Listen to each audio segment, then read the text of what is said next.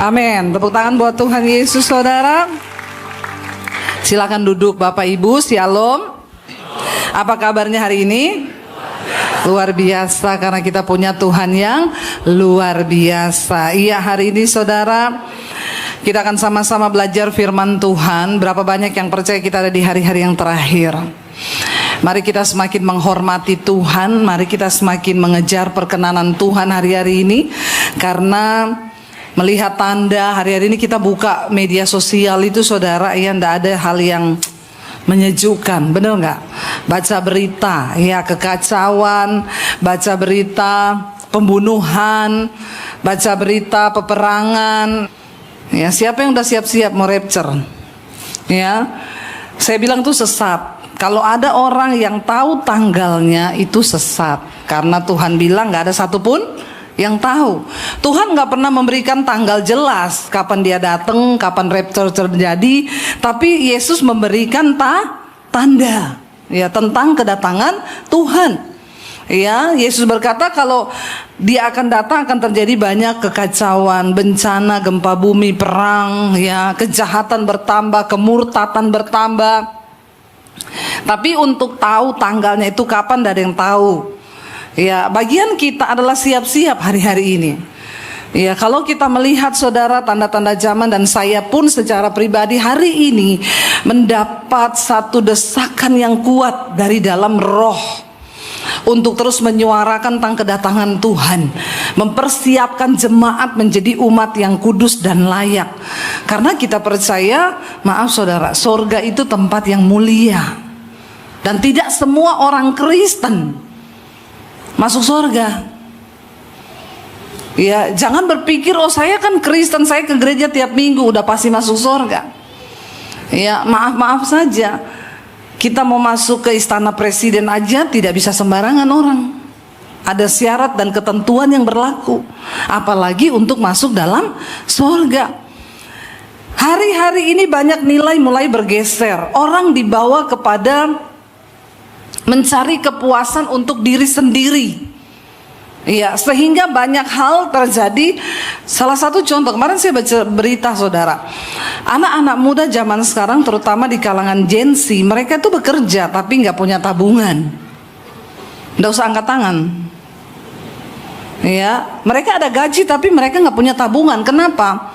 Karena di kalangan Gen Z itu beredar satu prinsip yang, ya, self reward. Dia harus memberi penghargaan buat dirinya sendiri. Jadi dia kerja dari Senin sampai Jumat, nanti dia gajian Sabtu itu dia pakai untuk hura-hura, habisin uangnya. Kenapa? Ya gua layak bahagia. Ya gua pantas untuk menikmati apa yang udah gua capai. Dan ini nilai yang gak sesuai firman loh. Saya kemarin ngobrol dengan anak saya di mobil. Anak saya bilang, ya, anak saya Gen Z saudara. Dia bilang, iya mam. Dan sering kali nilai-nilai itu masuk dan kita berpikir itu benar. Itu benar. Ternyata itu tidak sesuai firman Tuhan. Dengan terbukanya media sosial sekarang, begitu banyak nilai yang diberikan, kita harus punya filter firman Tuhan saudara. Yang lagi tren juga sekarang, ya, silver divorce atau grey divorce. Perceraian yang terjadi di kalangan, kenapa dibilang grey? Karena udah rambutnya agak-agak kayak saya begini nih, ya, ada grey-greynya. Ya, tapi ini asli greynya dari Tuhan, ya. Di kalangan 50 tahun ke atas tuh perceraian banyak terjadi. Dan ternyata grey divorce itu bersumber dari keinginan untuk kebahagiaan pribadi saudara. Mereka tuh berpikir gini, ya gua bertahan dalam pernikahan yang gak sehat, ngapain? Gua layak bahagia. Ya, aku ini layak bahagia, ngapain aku bertahan dengan pernikahan yang racun? Ya, dan banyak orang akhirnya berpikir, iya loh, itu bener loh. Ngapain gue buang sisa hidup gue itu untuk sebuah hubungan yang toksik yang akan membawa gue gak bahagia? Ya gue pilih cerai aja dan gue bisa nikmati hidup. Dan ini terjadi saudara. Banyak sekali orang bercerai di atas 50 tahun. Karena merasa ya memang aku gak bahagia, buat apa bertahan. Tapi apakah nilai itu sesuai dengan firman Tuhan? Kan pernikahan itu Yesus bilang 1 tambah 1 sama dengan 2. Sesat juga kau. 1 tambah 1 sama dengan 1. Makanya saya selalu bilang pernikahan itu adalah bunuh. Menikah itu bunuh. Yang sudah menikah setuju nikah itu bunuh diri? Kalau kau nggak setuju berarti sesat juga kau. Nikah itu bunuh diri. Kenapa bisa jadi 1 tambah 1 1? Kan setengah saya mati, setengah suami saya mati. Kita bunuh setengah-setengahnya, baru kita bisa jadi 1. Yang dibunuh apa? Egonya, keinginan dirinya, pengen dihormati, pengen digini. Saya tuh terima konseling bapak-bapak, saya tuh nggak bisa bu mengasihi istri saya. Istri saya tuh nggak hormat sama saya. Saya bilang ya model bapak begini nggak mungkin istri hormat. Saya juga kalau dapat suami kayak bapak, ya udah nggak dikasih sianida udah bagus pak. Kadang-kadang, loh, makanya Alkitab bilang istri tunduklah kepada suamimu seperti kepada Tuhan. Istri-istri yang baca ayat ini protes semua. Hello ibu-ibu, kita disuruh tunduk sama suami seperti sama Tuhan, setuju enggak? Jujur. Nggak usah pura-pura rohani.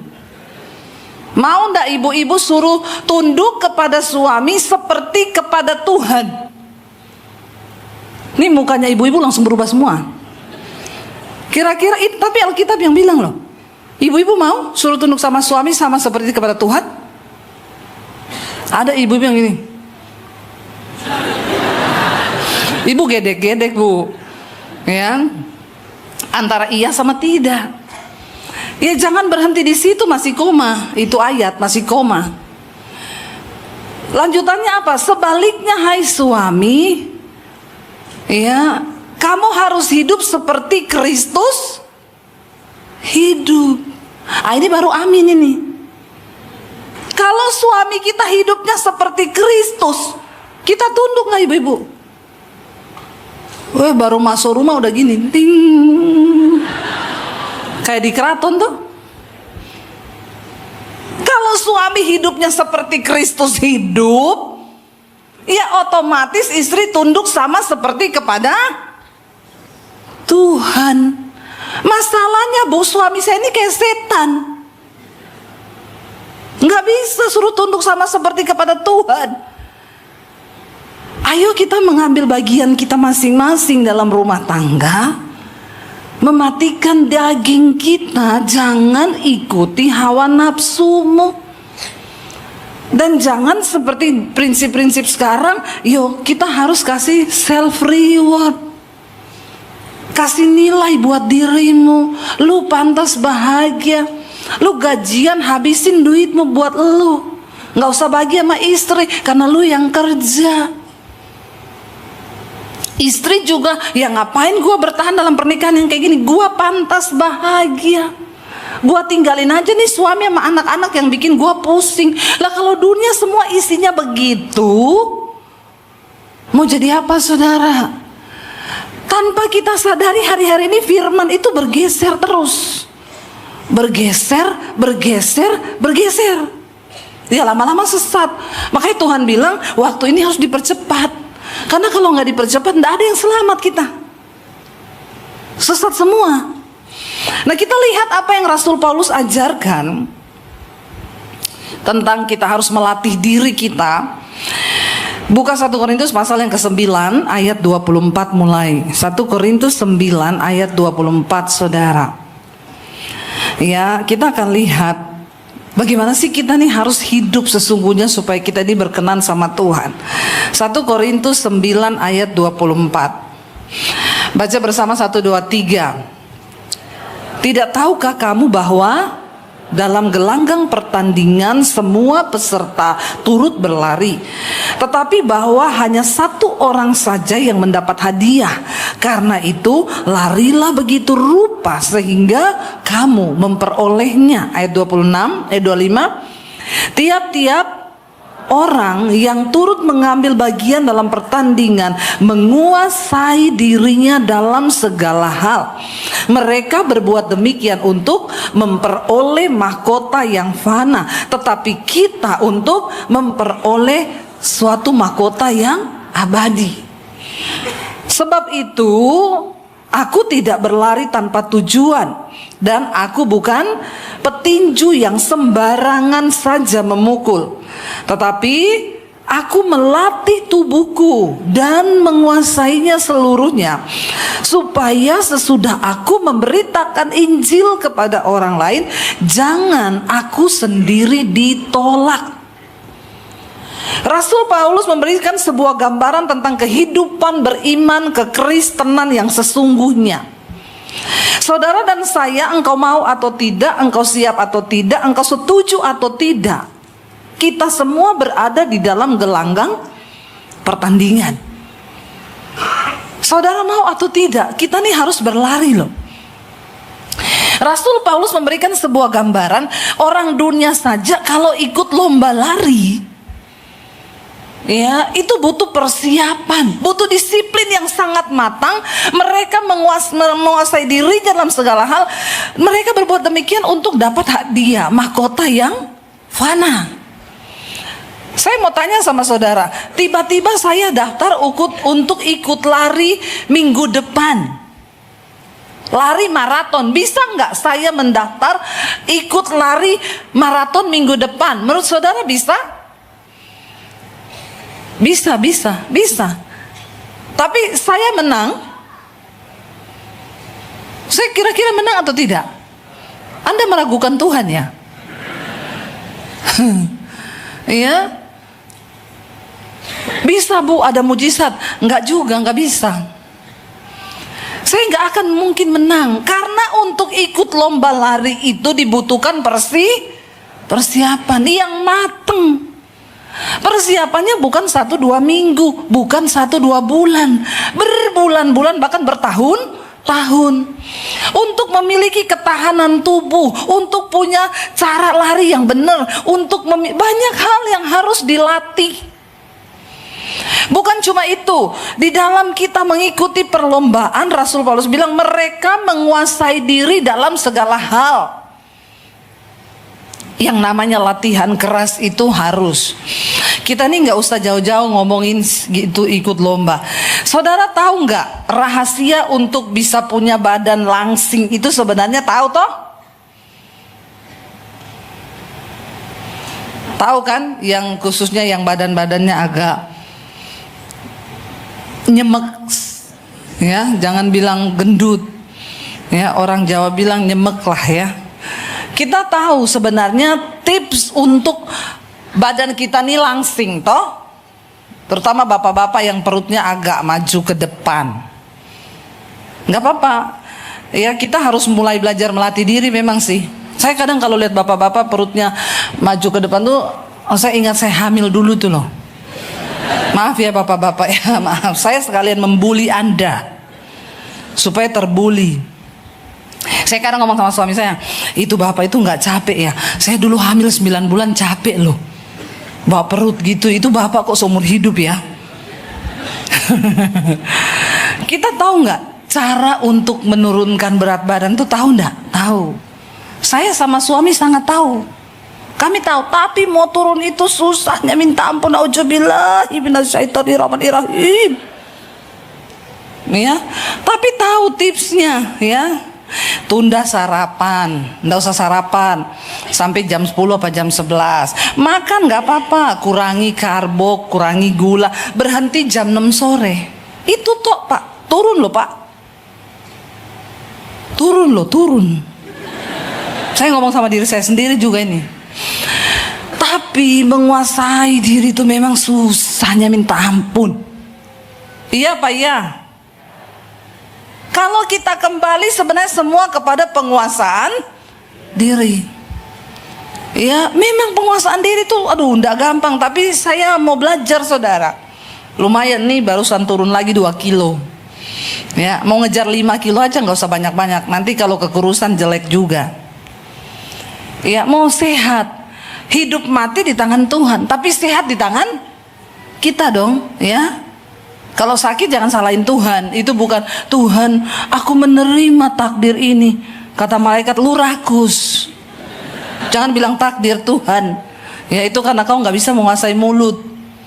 Karena Rasul Paulus juga bilang, Alkitab bilang, hidup mati dikuasai lidah. Lidahnya pengen makan enak terus, mati. Saudara, kita tahu menguasai diri itu tidak gampang. Makanya sebenarnya musuh yang terbesar itu bukan orang lain, bukan suamimu, bukan istrimu, tapi diri sendiri. Nah, dunia menawarkan sekarang itu, lu layak bahagia, lu nggak bisa bertahan dalam keadaan ini. Kalau istrimu gitu, lu cerai aja, cari istri yang lebih baik. Ada istri yang lebih baik, saudara. Ya, semuanya itu berimpak karena dari kita dulu kok. Bagaimana kita memperlakukan istri, ya begitu juga akan terjadi dalam sebaliknya, saudara. Ada bapak-bapak bilang, aku nih dulu bu, waktu baru mau menikah, saya bergumul doa puasa, cuma satu doa saya, Tuhan aku minta istri yang benar. Tuhan kasih bu, saking benernya aku salah terus. Iya enggak bapak-bapak, salah doa kau. Kau doa minta istri yang benar, istrimu kebenaran, akhirnya kau salah. Ya, yang ada itu sebenarnya kita nih melatih diri. Ya jangan bercerai di usia 50 cuma untuk bahagia. Sebenarnya bahagia, Tuhan tuh kan bilang kita nih harus mati bagi diri kita sendiri. Nah, Rasul Paulus tuh bilang, orang-orang yang ikut perlombaan itu menguasai diri dalam segala hal, mereka berbuat demikian untuk dapat mahkota yang fana. Aturannya ada untuk lomba lari, pakai sepatu lari. Ada orang ikut lomba lari datang pakai sepatu roda? Boleh ikut lomba? Yang tidak memenuhi syarat. Ini lomba lari, bukan sepatu roda. Kalau ikut lomba lari sudah ditentukan nih jalurnya ini. Kita tahu ada jalan pintas di situ, jalan tikus. Ada pelari lewat jalan pintas, maka dia gugur dari perlombaan. Di dalam iman kekristenan kita ada standar Tuhan yang harus kita ikuti. Tidak bisa seenak-enaknya pakai cara kita. Ya, aku layak bahagia dong, aku layak dong untuk beri self reward. Tuhan bilang berkutuklah orang yang mengandalkan dirinya sendiri. Jangan andalkan apapun dari diri kita. Sebaliknya Rasul Paulus bilang, kita ini apalagi kita ini sedang berlomba untuk memperoleh mahkota yang abadi. Serius loh saudara, surga itu ada, neraka itu ada. Saya tuh bilang sama anak-anak saya begini, saya tuh kalau mau tidur malam suka membayangkan gini, kalau hari ini terjadi rapture ya, pengangkatan. Ya. Terus ada salah satu yang tertinggal dari anggota keluarga kita. Kan kita juga nggak tahu orang hidup ya. Saya tuh kepengen anak-anak saya tuh hidup benar. Tapi kan kembali lagi kan kita nggak bisa kontrol mereka 24 jam. Iya kan? Kehidupan iman kita tuh kan pribadi-pribadi dengan Tuhan ya. Saya bilang sama anak saya gini, Dek. Ya, kalau kamu gak hidup sungguh-sungguh sama Tuhan, gak jaga kekudusan dalam pikiran, perkataan, dalam perbuatanmu, nanti kalau rapture, misalnya kamu tiba-tiba bangun pagi nyari, loh papi mami mana ya, kok gak ada ya, terus kamu tertinggal di dunia ini. Ya, di situ nanti sudah tidak ada keselamatan, saudara. Ada keselamatan kecuali dibayar dengan darah sendiri. Kasih karunia dan tidak ada. Kamu bisa selamat kecuali kau bayar dengan darahmu sendiri. Kau dibunuh suruh nyangkal Yesus, dan kau tetap bertahan untuk Yesus, lalu kepalamu disembelih. Kau bisa terdapat keselamatan. Kau bayar dengan darahmu sendiri, itu kata firman Tuhan. Makanya Tuhan Yesus tuh bilang begini, kalau aku datang kembali kedua kali di dunia ini, ada iman aku dapati. Karena dia datang itu setelah orang-orang, anak-anak Tuhan sudah diangkat, sudah rapture. Saya bilang gini ya, makanya Tuhan juga ngomong ya, nggak mungkin ada iman lagi di situ. Sekarang aja nih kita nih belum disuruh penggal kepala loh ikut Yesus. Kita ini sekarang hanya dituntut berjuang melawan diri sendiri, hawa nafsu diri sendiri aja kita kadang kalah loh. Iya nggak saudara? Apalagi nanti kalau sudah di depan itu pedang, kamu percaya Yesus atau mati. Terus saya ragu akan ada orang yang tetap percaya Tuhan tuh. Bahaya saudara.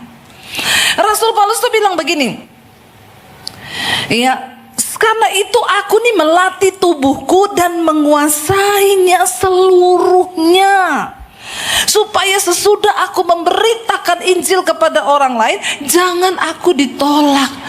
Saya tuh kadang merenung begini, Rasul Paulus ini orangnya itu sungguh-sungguh menyerahkan hidup bagi Tuhan Yesus. Dia menginjil itu, ya kalau saudara pernah perjalanan ke Turki, kita mengunjungi itu Efesus, kota-kota di sana, itu semua rata-rata tuh perjalanannya Rasul Paulus. Dia buka gereja, buka pelayanan, dan dia bilang, setiap hari aku berada di dalam bahaya maut karena nama Yesus. Mau dibunuh, dipenjara, karam kapal, dianiaya. Itu masih ngomong, aku berusaha melatih tubuhku ini supaya jangan aku ditolak setelah aku memberitakan Injil. Wow, saya itu terkesima dan takut loh saudara.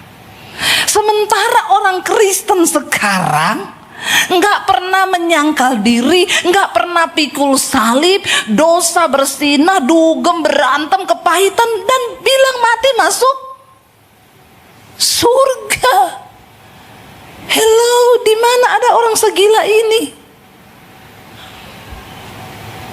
Betapa tersesatnya. Ya, kita harus berusaha mematikan diri sendiri untuk mendapatkan perkenanan Tuhan.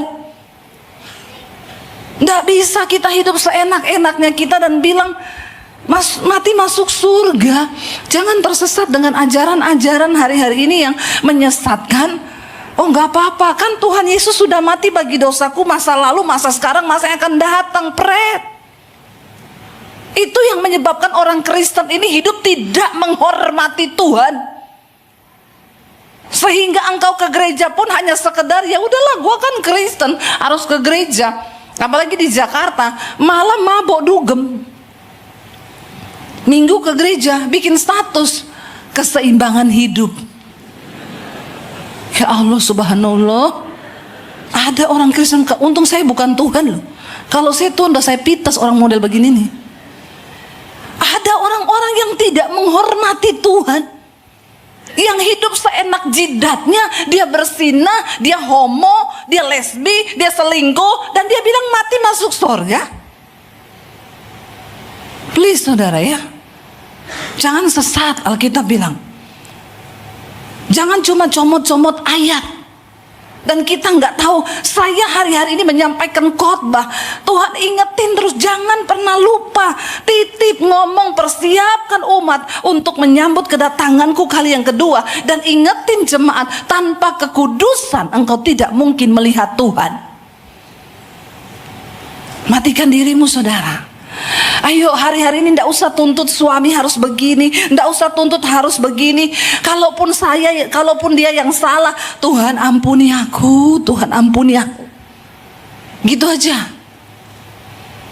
Tuhan ampuni aku, Tuhan. Banyak duduk di kaki Tuhan, banyak merendahkan diri di kaki Tuhan. Tuhan ampuni aku, Tuhan. Itu cara untuk engkau bisa mematikan diri saudara. Karena bahaya kalau kita mengikuti diri sendiri. Kita ini menjadi orang yang terus menuntut Tuhan. Aku ini kurang dihargai, aku ini kurang gini, kurang bahagia, kurang duit, kurang terus. Sehingga kita lupa untuk bersyukur. Apa yang sudah kita nikmati, yang sudah kita alami bersama Tuhan, seringkali kita lupa bersyukur. Kenapa? Karena kita punya tuntutan terus sama Tuhan mengenai diri kita ini. Kurang dihargai, kurang duit, kurang cantik, kurang ini, orang ibu-ibu tuh yang operasi plastik terus itu karena merasa diri kurang. Hidung udah bagus-bagus.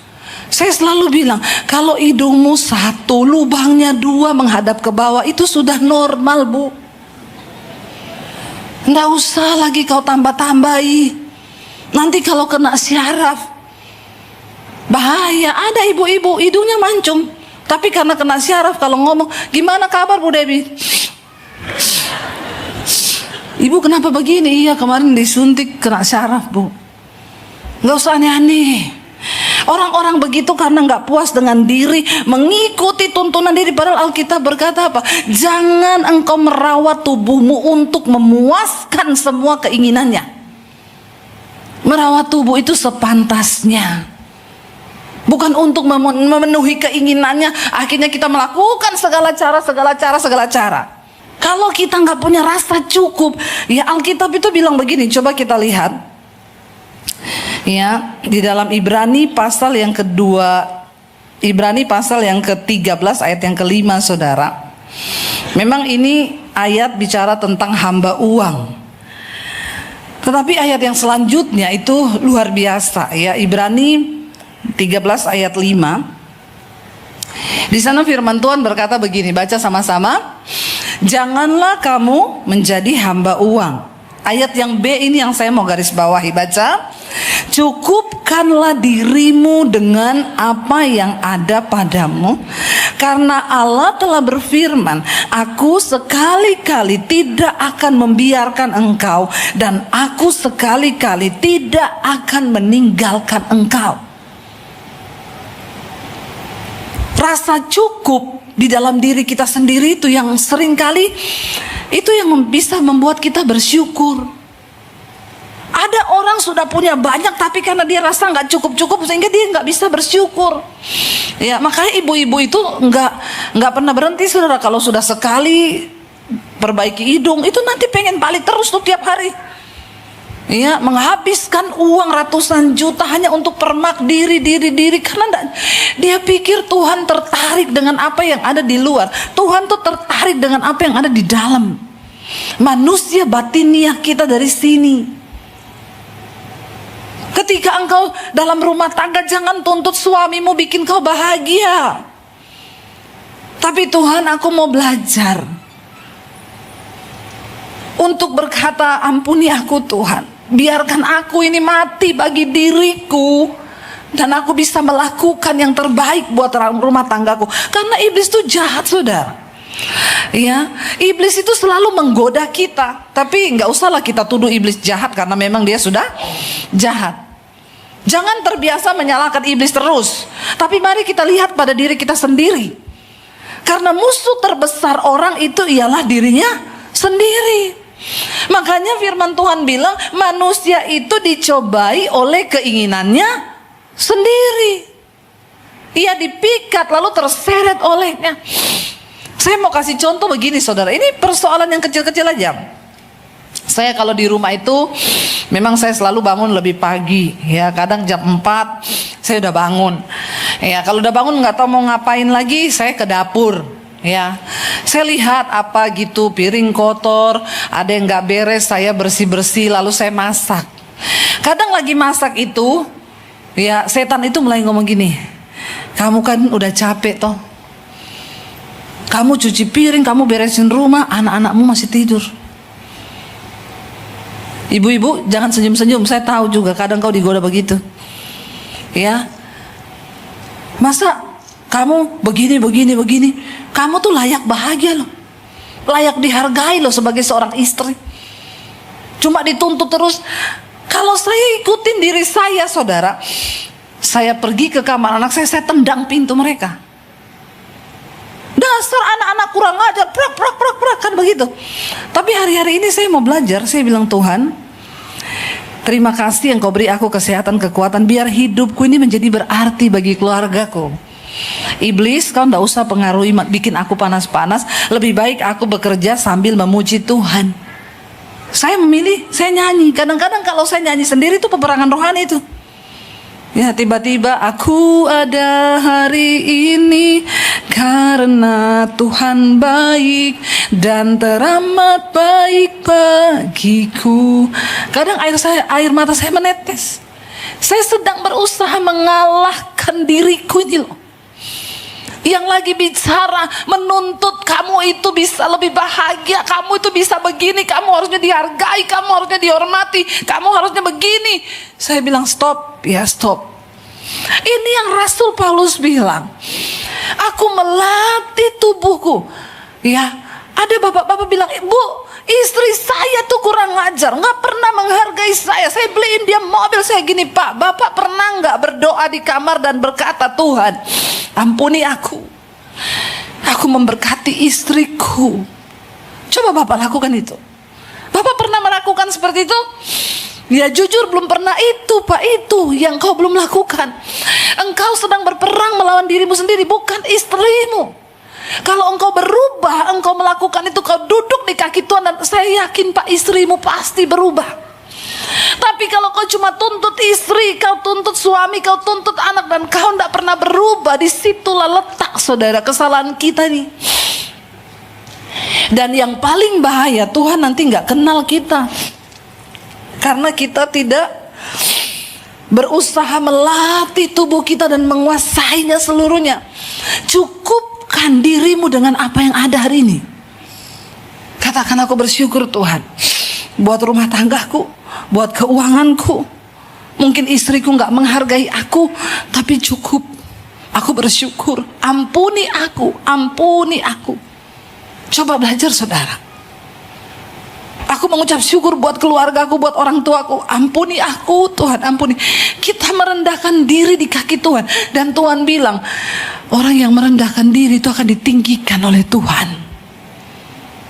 Ayo saudara, kita jadi umat yang layak. Yuk. Ini pesan-pesan yang Tuhan titip. Ayo ingatkan jemaat. Karena keselamatan itu pribadi-pribadi. Selama Tuhan masih kasih waktu kita bertobat, ayo bertobat. Berhenti menuntut, harusnya begini, akunya harusnya begini, harusnya begini. Stop, stop. Dan hari-hari ini banyak duduk aja di kaki Tuhan. Ampuni aku Tuhan, ampuni aku Tuhan, ampuni aku Tuhan. Supaya kita bisa tutup mulut dan mencari perkenanan Tuhan. Itu memang tidak mudah. Tapi orang-orang yang mau mematikan dagingnya, dirinya, mereka yang berkenan sama Tuhan. Kalau kita mau saudara, cuma itu yang Tuhan tunggu. Saya bilang, Pak stop, kau tuntut istrimu. Kau pulang, kau duduk di kaki Tuhan dan bilang, ampuni aku Tuhan, aku melepaskan berkat bagi istriku. Karena kalau kau tuntut istrimu, belum tentu kau lebih sempurna atau kau lebih berkenan sama Tuhan. Karena Tuhan itu melihat hati, amin saudara. Saya percaya saudara, ayo kita mengejar. Waktu ini tidak lama. Ya kita nggak tahu, ya makanya orang bilang, Bu, katanya tanggal 25 September ini rapture. Saya bilang itu sesat. Tapi bisa jadi nanti malam loh. Bisa jadi minggu depan, tahun depan, gak ada yang tahu. Tuhan bilang kalau sampai hari ini Tuhan belum datang, itu adalah sebuah kasih setia Tuhan. Karena dia tidak ingin banyak orang yang binasa, tapi dia tunggu kita bertobat. Ayo kita bertobat saudara. Ayo kita rendahkan diri di kaki Tuhan. Kita mau minta perkenanan Tuhan. Ya, kita bilang sama Tuhan saudara, yuk jangan main Kristen-Kristenan, jangan main gereja-gerejaan. Bukan waktunya sekarang. Kita harus belajar hidup menghormati Tuhan. Menghormati Tuhan. Dan intinya adalah pertobatan dari dalam diri, itu yang Tuhan suka. Ketika kita datang, ampuni aku Tuhan, ampuni aku. Sekalipun yang salah suamimu, Ampuni aku Tuhan, aku menuntut terlalu banyak. Ampuni, harusnya aku belajar menabur lebih banyak. Aku belajar menabur kasih lebih banyak bagi keluargaku. Tapi kalau yang ada hanya tuntutan, aku minta maaf, aku minta ampun. Tuhan ampuni. Mari hari-hari ini saudara kita mau lebih di hadapan Tuhan. Hari ini kita berkata, Tuhan kami mau mematikan diri kami sendiri karena kami tahu kami telah ditebus dengan harga yang mahal. Biar kita tutup mata di hadapan Tuhan saudara hari ini. Biar kerinduan kami Tuhan tidak ada satupun yang tertinggal dari kami. Persiapkan setiap kami Tuhan, hidup kami, supaya kami layak. Kami mau meninggalkan segala dosa, hawa nafsu, segala keegoisan kami. Dan kami mau belajar merendahkan diri di hadapan Tuhan. Bangkit berdiri bersama saudara. Kita mau katakan di hadapan Tuhan, ku telah mati dan tinggalkan cara hidupku yang lama. Karena kami tahu Tuhan Engkau tebus kami dengan darah yang mahal. Ajar kami untuk mematikan segala kedagingan kami Tuhan. Ampuni kami Tuhan. Ampuni kami Tuhan. Ampuni kami Tuhan. Ku telah mati dan tinggalkan. Ampuni kami Bapa. Cara hidupku yang lama, semua itu sia-sia. Semuanya sia-sia dan tak berarti. Angkat tanganmu pada Tuhan, bilang hidup ini, hidup ini kami letakkan pada mezbah-Mu Tuhan. Pada mezbah-Mu ya Tuhan. Jadilah pada kami seperti yang Tuhan ingini, bukan yang kami ingin, tapi yang Tuhan ingini. Mari angkat tanganmu saudara sebagai penyerahan kepada Tuhan. Ku telah mati dan tinggalkan cara hidupku yang lama. Semua itu sia-sia Tuhan, sia-sia dan tak berarti lagi.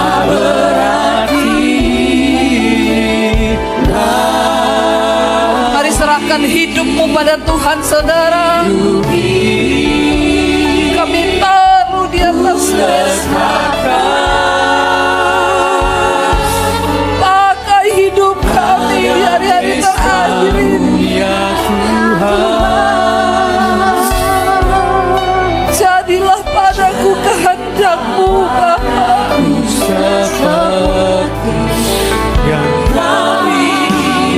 Lebih lagi saudara, biar ini menjadi penyerahanmu kepada Tuhan. Ku telah mati dan tinggalkan. Kami mau tinggalkan cara hidup kami yang lama. Karena itu semua sia-sia dan tidak berarti.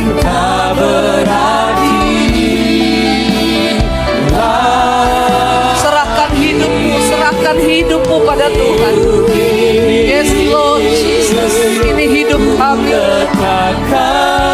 Kami letakkan di atas mezbah-Mu Tuhan. Yes Lord.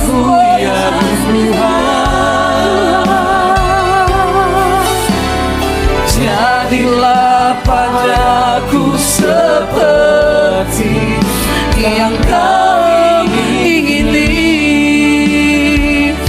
biar musik saja. Mari kita tutup mata dalam hadirat Tuhan. Betapa seringnya saudara, kita menuntut keadaan harus berubah terhadapku Tuhan. Harusnya aku dihargai, harusnya aku diperlakukan begini, harusnya aku bahagia, harusnya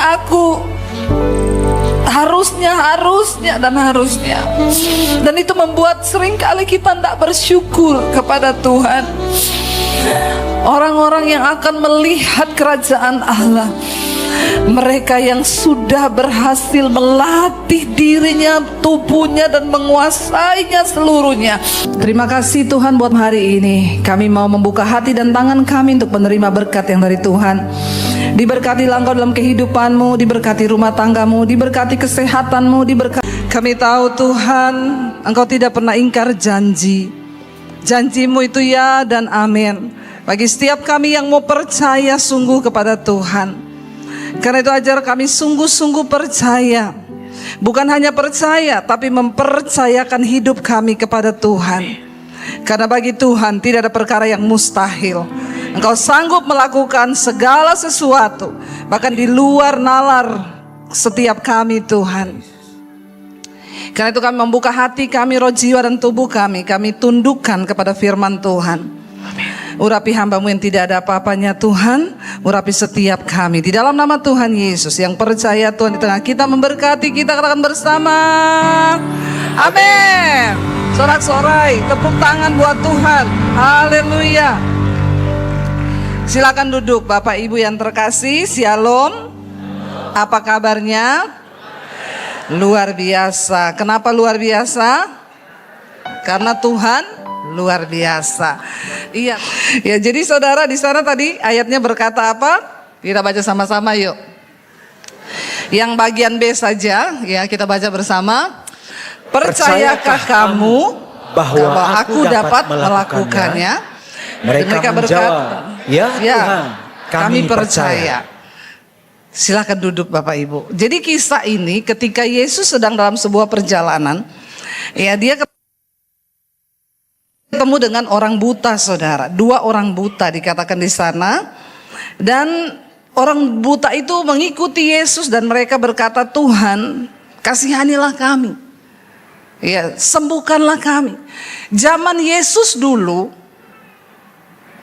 sudah ada klinik mata belum? Kok tahu? Emang Bapak Ibu ada di sana? Belum ada klinik mata. Jadi kalau orang sudah dinyatakan buta, ya sudah terima nasib. Enggak ada dokter mata, enggak ada klinik mata. Memang satu-satunya yang bisa menyembuhkan itu hanya mujizat. Hanya mujizat saudara. Kalau sekarang orang buta ada duit langsung berangkat toh. Kemana? Penang, Singapura toh. Apalagi kalau ada duit. Makanya sekarang mujizat banyak sudah tidak terjadi. Karena orang kaya sekarang batuk sekali Singapura toh. Batuk 2 kali Penang, iya toh? Ada? Ya, zaman dulu biar ada duit nggak ada klinik. Jadi hati-hati, jangan sampai Bapak Ibu itu anak sakit sedikit langsung dokter. Ya, baru demam sedikit rumah sakit. Coba pakai iman dulu, amin. Kadang-kadang mujizat terjadi sama orang miskin-miskin. Karena biar demam tinggi, dalam nama Yesus, darah Yesus. Mau ke dokter mikir nih saudara. Ya, ayo kita aktifkan iman kita. Ketika orang buta ini 2 orang datang kepada Yesus, pasti orang di sekitarnya akan berkata begini, ya coba lihat bisa enggak? Menyembuhkan orang buta itu susah enggak? Susah? Kok nggak yakin ngomong susahnya? Nggak usah emosi juga Pak. Susah. Ya, menyembuhkan orang buta itu susah. Apalagi nggak pakai dokter. Jadi zaman itu orang buta sembuh sulit untuk dipercaya. Secara akal logika manusia tidak mungkin, nggak mungkin. Tapi Yesus bilang begini, kamu percaya bahwa aku dapat melakukannya? Ya, Yesus cuma tanya begitu. Yesus bilang, kamu percaya bahwa aku dapat melakukannya? Percayakah kamu? Mereka menjawab, ya Tuhan, kami percaya. Yang jawab ini siapa? Orang banyak atau dua orang buta ini? Dua orang buta ini. Kenapa? Karena memang sudah tidak ada harapan. Tapi ada orang sudah nggak ada harapan tetap tidak. Nah, ini kebangetan. Duit nggak ada, kemampuan nggak ada, nggak percaya lagi. Ini kebangetan orang begini. Ya, udah pinter, IQ-nya rata-rata, pintar kagak, kaya juga kagak, tapi nggak percaya Tuhan. Ini kebangetan. Mending mati aja. Bener nggak? Mau buat apa hidup? Ya, walaupun kita nggak punya apa-apa, kalau kita masih mempercayai Tuhan, itu hal terbesar yang kita miliki dalam hidup kita, yang dapat mengubahkan hidup kita. Katakan, amin. Ya, biar kaya juga kalau nggak percaya Tuhan juga percuma. Yesus tanya, kamu percaya aku bisa melakukannya? Iya Tuhan, kami percaya. Dan akhirnya Yesus jamah mata mereka, dan Yesus tuh bilang begini. Yesus nggak ngomong gini loh, dia jamah, sembuhlah kau dalam nama Yesus. No, Tuhan Yesus bilang, jadilah kepadamu menurut imanmu. Dia nggak ngomong dalam nama Yesus sembuh. Bahkan Yesus nggak minta kesembuhan. Yesus nggak berdoa untuk kesembuhan. Tuhan cuma bilang, jadilah padamu sesuai dengan. Nah, iman ini penting nggak saudara? Penting. Iman ini yang bisa menggerakkan kuasa Tuhan terjadi dalam hidup kita. Iman yang bisa menggerakkan hal-hal supranatural itu terjadi dalam hidup kita. Iman ini yang bisa menggerakkan janji-janji Tuhan itu terjadi di hidup kita. Amin. Makanya jangan punya iman rata-rata.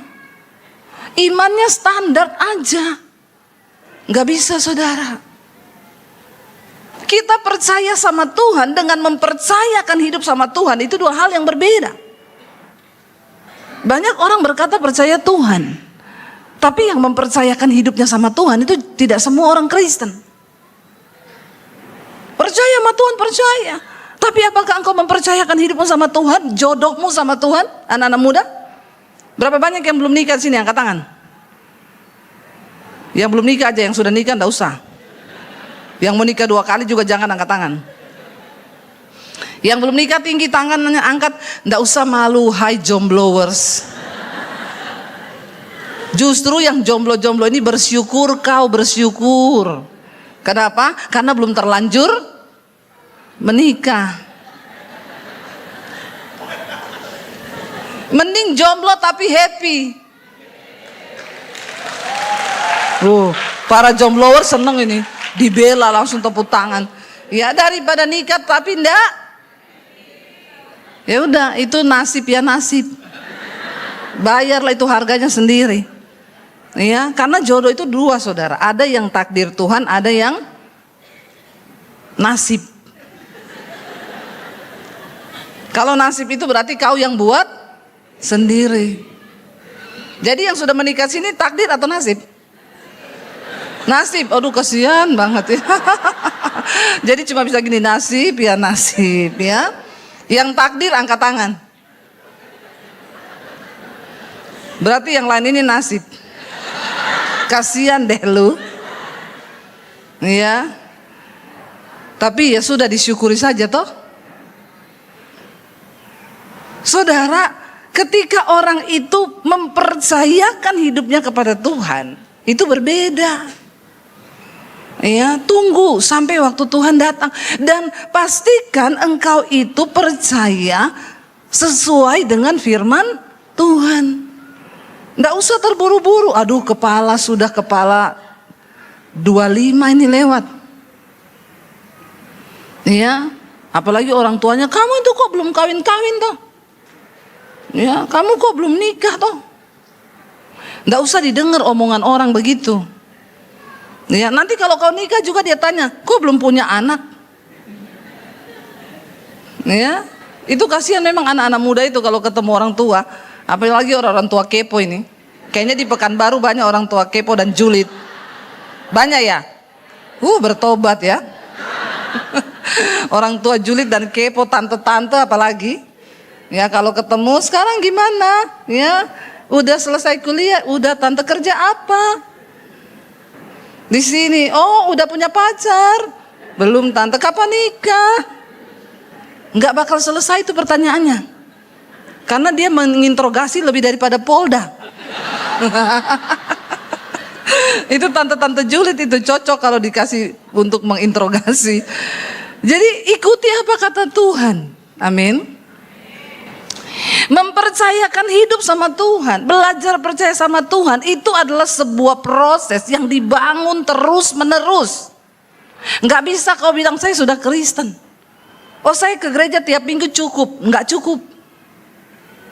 Kalau engkau ke gereja setiap hari Minggu 2 jam nggak pernah alpa, 1 tahun tuh 365 hari di kalender yang normal. Nggak tahu kalau kalender saudara di Pekanbaru ini. Ya, kalau kau beri waktu satu hari seminggu 1 kali ke gereja 2 jam, maka dalam 365 hari kau beri hari buat Tuhan tuh cuma 4 hari loh. Kalau tiap minggu kau ke gereja 2 jam nggak pernah bolos. 365 hari, 4 hari untuk Tuhan, cukup nggak imanmu tumbuh? Sekarat mati. Makanya banyak orang Kristen menderita. Melarat, buta dan miskin kata Tuhan. Kenapa? Imanmu mati. Kau cuma ke gereja seminggu sekali. Apalagi kalau datangnya telat. Nggak usah angkat tangan. Tertawakanlah dirimu sendiri itu. Apalagi pulangnya paling duluan. Ini bertobat ini. Ya. Hitung aja saudara, bagaimana iman kita tumbuh kalau dalam waktu 365 hari kau beri waktu cuma 4 hari setahun. Enggak bisa imanmu itu tumbuh menjadi iman yang mempercayakan hidup sama Tuhan, enggak bisa. Itu sebuah proses yang dibangun terus menerus melewati rintangan, air mata, tantangan, ujian, hambatan, tapi yang kau tetap percaya bahwa janji Tuhan itu ya dan amin. Maka itu akan terjadi. Ayo, betapa banyak janji Tuhan yang diberi buat kita hari-hari ini. Nah, yang ngomong sama Tuhan, ya kami percaya. 2 orang buta ini, kenapa? Karena mereka yang punya kebutuhan kan. Mereka pengen disembuhkan kan. Saya yakin orang lain itu menonton sambil gini, bisa enggak ya? Bisa enggak ya? Tapi waktu Tuhan tanya, kamu percaya aku bisa melakukannya? Ya kami percaya Tuhan. Lalu Tuhan bilang, jadilah sesuai imanmu. Iman itu saudara berperan aktif di dalam kita meraih janji-janji Tuhan dalam hidup kita. Iman itu sesuatu yang tidak terlihat tetapi kita percayai, menghadapi ketakutan, menghadapi persoalan, menghadapi tantangan, tapi kita tetap percaya dan mengimani bahwa Tuhan itu beserta dengan kita. Itu satu hal yang luar biasa. Kita mau belajar hari ini dari seorang tokoh di Alkitab yang bernama Gideon, saudara. Ya, Gideon itu dipakai Tuhan untuk membawa bangsa Israel keluar dari perbudakan musuh. Waktu bangsa ini berdosa, mereka melakukan sesuatu yang tidak berkenan pada Tuhan, hidup mereka jatuh. Mereka miskin, mereka ditindas, mereka kelaparan, mereka bekerja, hasilnya itu diambil sama musuh. Dan itu nggak enak. Saya selalu berulang-ulang, dosa itu akan membuat hidupmu menderita. Makanya Yesus datang untuk memerdekakan. Ya, kenapa saudara? Penting untuk kita ini bisa merdeka. Pentingnya buat kita apa? Supaya engkau bisa mengalami janji Tuhan. Kalau hidupmu tidak merdeka, engkau nggak layak untuk mengambil janji Tuhan itu. Karena janji Tuhan tidak terjadi buat semua orang Kristen biasa-biasa saja. Nanti kita akan belajar. Yesus datang untuk memerdekakan kita, tapi banyak orang lebih suka tinggal di bawah kutuk dosa, perhambaan dosa, sehingga mereka tidak bisa mengalami janji Tuhan. Yesus berkata, aku datang untuk memberikan engkau hidup, dan hidup di dalam segala kelimpahan. Tidak peduli dunia mau berubah seperti apa, janji Tuhan itu ya dan amin. Itu ya dan amin. Tapi Tuhan mau kita bertobat. Kenapa bangsa Israel melarat, mereka ditindas, mereka karena mereka jauh dari Tuhan. Mereka hidup melakukan dosa, hawa nafsu mereka. Mereka nggak lagi peduli dengan Tuhan. Lalu akhirnya mereka berseru kepada Tuhan karena keadaan sudah tidak enak. Tuhan membangkitkan seorang pahlawan yang bernama Gideon. Dia adalah dari suku yang tidak diperhitungkan. Tapi itulah Tuhan, dia melihat imanmu saudara. Semua orang di Alkitab yang dipakai Tuhan bukan orang hebat. Semua orang yang biasa-biasa. Tetapi Tuhan angkat hidup mereka. Ketika Gideon akhirnya dipilih Tuhan, aku akan memakai engkau untuk membebaskan bangsa ini. Lalu Gideon mempersiapkan diri. Dia bergumul dengan Tuhan. Dia berdoa, Tuhan, aku tidak mau maju kalau engkau tidak beserta. Karena ini peperangan besar melawan musuh yang hebat. Apa persoalanmu hari ini yang begitu hebat? Ada yang terlilit dengan utang? Rasanya mustahil saya bayar utang saya. Nggak usah angkat tangan karena saya juga nggak akan bayarin. Ya. Tapi tidak ada yang mustahil loh saudara. Ketika Gideon akan berhadapan dengan musuh, dia membangun hubungan dengan Tuhan. Dia berdoa, Tuhan, yakinkan aku bahwa engkau menyertai aku Tuhan. Tuhan bilang aku menyertaimu, maju. Orang kalau mau perang, dia bikin strategi kan mau maju kan saudara. Enggak ada orang perang enggak pakai strategi. Gideon menyusun kekuatan dengan semua orang mereka. Kalau kita mau berhadapan dengan musuh yang banyak, maka hitungan kalkulator otak kita bicara tentang kalau mereka banyak, maka kita akan ajak orang yang lebih banyak kan? Karena semakin banyak, maka kemungkinan menang itu semakin besar. Ya. Lalu Gideon kumpulkan semua orang di perkemahan di dekat mata air di Harod. Ayo kita semua berkumpul di sini. Ya, kita akan maju besok untuk berhadapan dengan musuh. Semakin banyak ajak supaya semakin menang kita. Lalu berapa banyak yang diajak saudara? 30.000 orang. Banyak gak? Banyak. Lalu mereka maju. Tuhan bilang sama Gideon begini. Kita buka Hakim-Hakim 7. Hakim-Hakim 7, Gideon mengusir musuh. Kita baca bersama. Saudara, Gideon mengusir musuh. Ayat yang pertama. Adapun Yerubbaal itulah Gideon bangun pagi-pagi bersama-sama dengan dia. Lalu mereka, segala rakyat yang bersama-sama dengan dia, lalu mereka berkemah dekat mata air Harod, perkemahan orang Midian. Ada di sebelah utaranya, dekat Bukit More di lembah, di sebelahnya saudara. Ya. Ayat 2 berkata, berfirmanlah Tuhan kepada Gideon, terlalu banyak rakyat yang bersama-sama dengan engkau itu, daripada yang ku kehendaki untuk menyerahkan orang Midian ke dalam tangan mereka. Jangan-jangan orang Israel memegahkan diri terhadap aku sambil berkata, tanganku sendirilah yang menyelamatkan aku. Silakan duduk dulu. Logika manusia, strategi peperangan untuk berperang melawan orang Midian yang banyak, maka dia harus mengajak banyak orang ikut berperang.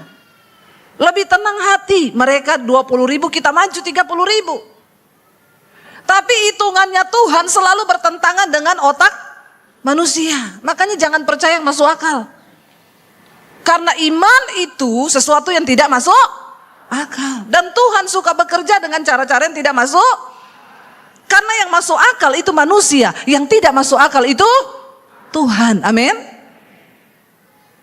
Tuhan bilang jangan terlalu banyak. Nanti kalau mereka menang perang, mereka akan berkata apa? Karena kita banyak, maka keoklah orang Midian itu. Tuhan bilang tidak begitu. Nanti kamu sombong dan kamu mencuri kemuliaanku. Terlalu banyak. Lalu Tuhan bikin seleksi. Tuhan bilang begini, sekarang serukan kepada rakyat itu, ya, siapa yang takut dan gentar, suruh mereka pulang. Yang maju itu hanya yang berani saja. Lalu pulanglah berapa? 20.000. Tadinya 30.000 mundur. Nah ini gambaran orang Kristen nih. Yang ke gereja banyak. Tapi yang takut dan gentar lebih banyak. Yang diajak 30.000. Ternyata 20.000 orang penakut. Kalau kau penakut, kau gak bisa mengimani janji Tuhan. Kalau kau penakut, kau gak bisa punya iman yang besar yang bisa menggerakkan mujizat Tuhan bekerja. Karena iman itu lawannya adalah ketakutan. Orang yang takut tidak punya iman. Lawan ketakutanmu, saudara. Waktu disuruh pulang 20.000. Ya ampun. Ya ternyata ini semua prajurit yang makan mie instan. Jadinya penakut. Karena kan beda, saudara ya. Kalau prajurit itu makan daging, makanannya benar, beda. Dia nyanyi dari Sabang sampai Merauke. Kalau makan mie instan, dari Sabang sampai Merauke, dari Nana sampai ke Talaut itu. Ini beda juga imannya memang. Nah yang di Pekanbaru ini makan daging atau mie instan? Jangan kebanyakan makan mie instan, gak bagus buat ususmu dan buat nyalimu.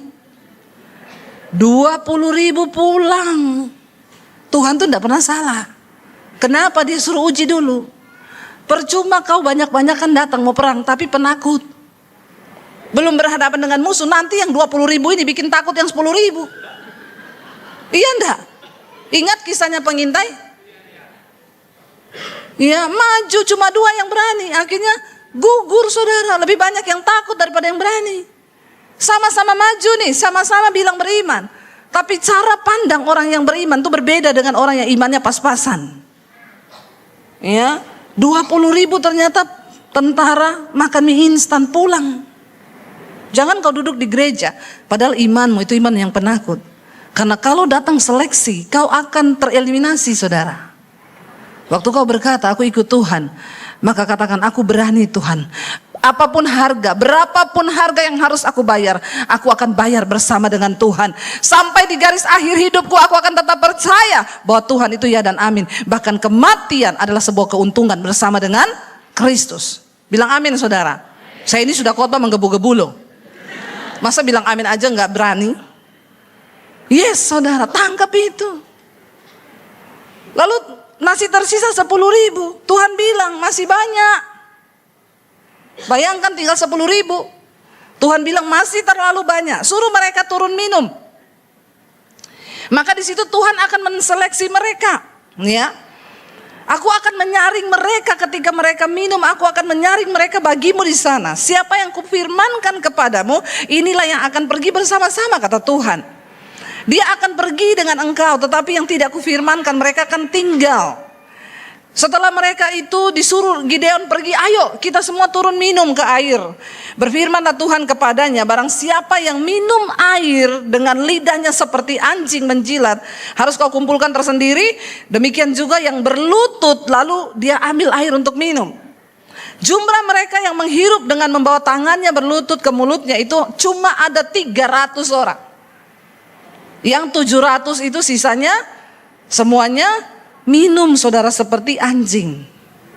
Jadi lebih banyak yang mana? Ya, kenapa Tuhan suruh yang berlutut, lalu yang ambil air begini yang akan kau pilih? Itu orang-orang yang berawas-awas. Mereka tidak mudah dikejar hawa nafsu. Begitu lihat air langsung seperti anjing. Ya. Ada di sini yang punya iman seperti anjing begini? Tidak ada. Kalau di sini anjing malah dimakan. Enggak ya, sudah tidak boleh sekarang ya. Ada makanan lain yang lebih pantas dimakan. Jangan makan anjing, saudara. Nanti kau menggonggong. Jadi yang tersisa itu cuma 300. yang layak untuk masuk seleksinya Tuhan. Iya.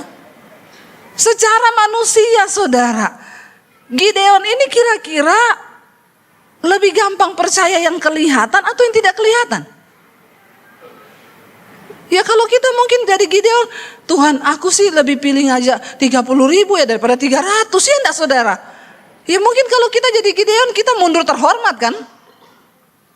Dan Gideon memenangkan pertempuran cuma dengan 300 orang. Waktu Tuhan beserta dengan kita, waktu kita belajar mempercayakan hidup kita sama Tuhan, waktu kita sungguh-sungguh hanya mengandalkan Tuhan, engkau akan melihat janji firman Tuhan itu terjadi. Bangkit berdiri bersama, satu-satunya yang kuandalkan Tuhan. Kami percaya, waktu kami menjadikan engkau satu-satunya andalan kami, mujizatmu terjadi. Satu-satunya yang kuandalkan, satu-satunya yang ku percaya, engkau sumber kekuatan, sumber pengharapan, sumber kedamaian, satu-satunya yang ku andalkan, satu-satunya yang ku percaya,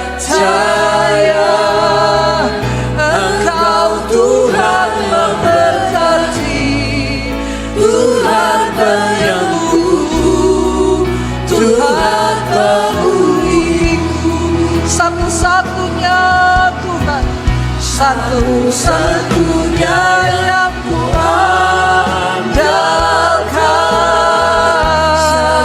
Yes Lord Jesus, percaya, engkau sumber kekuatan, sumber pengharapan, sumber kedamaian, satu-satunya Tuhan, satunya yang ku andalkan, satunya yang ku percaya, engkau Tuhan memberkati, Tuhan penyembuh, Tuhan pemulihku. Yesus berkata, percayakah kamu aku dapat melakukannya?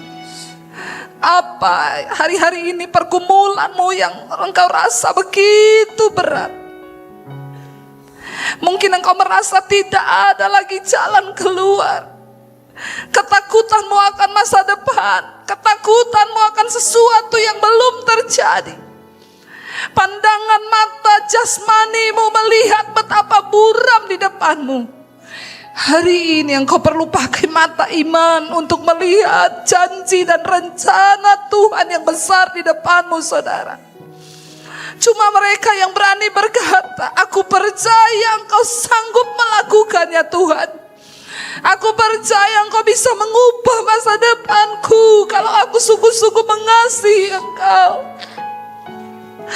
Anak-anak muda, engkau yang sedang bingung hari ini, ambil langkah untuk cari Tuhan dan bilang, Tuhan aku mau belajar percaya. Yesus cuma bertanya hari ini, percayakah engkau bahwa aku dapat melakukannya? Tuhan, engkau melawat hidup kami pribadi lepas pribadi. Kami percaya kepada Tuhan. Sekali Yesus, tetap Yesus dalam hidup kami. Karena itu mari saudara buka hati dan tanganmu di hadapan Tuhan. Terimalah kiranya berkat, rahmat, anugerah dari Allah Bapa, cinta kasih dari Tuhan Yesus Kristus, penyertaan Allah Roh Kudus yang akan terus menyertai hidup kita. Mulai dari hari ini bahkan sampai kali yang kedua Tuhan Yesus datang kembali, nama kita tercatat di dalam kitab kehidupan. Karena itu mari kita berkata di dalam nama Tuhan Yesus. Katakan bersama, Kau yang pegang tanganku, Kau yang sentuh hatiku, selamanya ku cinta Kau Yesus, selamanya ku menyembah-Mu. Kau yang pegang tanganku, Kau yang sentuh hatiku, selamanya ku cinta Kau Yesus, selamanya ku menyembah-Mu.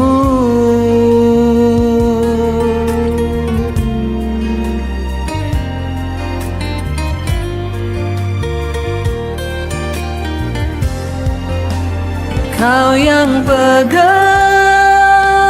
tanganku, Kau yang sentuh hatiku, selamanya ku cinta Kau Yesus, selamanya ku menyembah-Mu.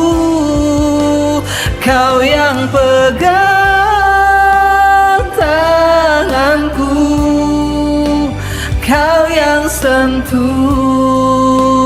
hatiku, selamanya ku cinta Kau Yesus, selamanya ku menyembah-Mu.